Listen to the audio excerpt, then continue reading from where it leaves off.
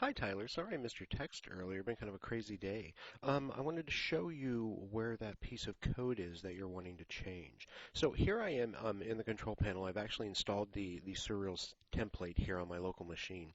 And I'm going to come down over here to Template Manager right over here. And I've just logged into the administrative interface is all I've done here. So I'm going to come over here, and if you're somewhere else in the administrative interface, you can get here by just clicking on this right here, and that will go ahead and take you right to this page. So I'm going to click on Template Manager, and it's going to show me all the templates I have in the system. And here's Surreal right here, but I don't want to click this. I want to come over and I want to click under here where it says Template. And that's going to take me into the template editor.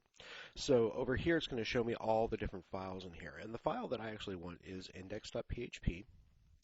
And once it's open, if you'll come down here near the bottom, not completely down to the bottom, you'll notice if you go all the way down to the bottom, there's a bunch of JavaScript here. So you've gone too far, then go ahead and come up until you get past the JavaScript into the body tag. Then just a little bit further up here, you're going to see a block of text that begins with div ID footer, goes all the way down to here. And in there is going to be a paragraph with the class of copyright on it. And there's going to be some PHP code in here, but none of this right here is actually necessary.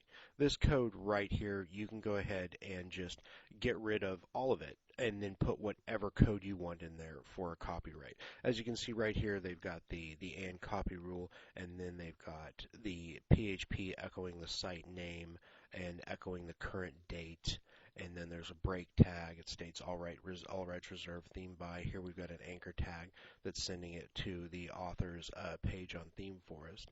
Then the name of that author and the ending A and ending P tags. So pretty straightforward. The only pieces of information that are being pulled from PHP right here are the site name and the current year are automatically being pulled, and that's what those two pieces of code are for. You can remove those or leave them in, place them in your code wherever you like. The HTML works around this. Just make sure that if you do move these PHP tags that you move the entire tag with the opening and closing PHP tag, or the site will lock up because you'll have errors in the PHP code.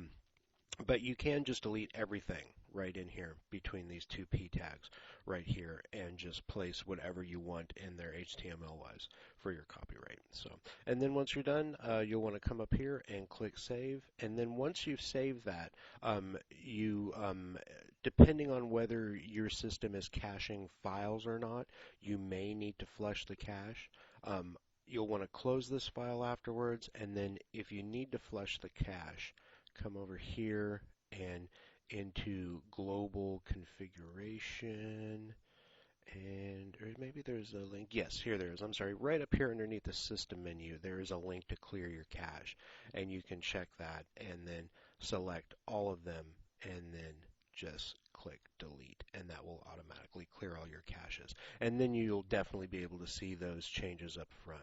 So sometimes you'll have to clear your cache, sometimes you won't, depending on how your system is set up. If your system is set up for caching, though, after you make those changes to the template, you will want to clear your cache or they won't show up up front. Anyway, if you have any other questions or anything, just let us know. Thanks.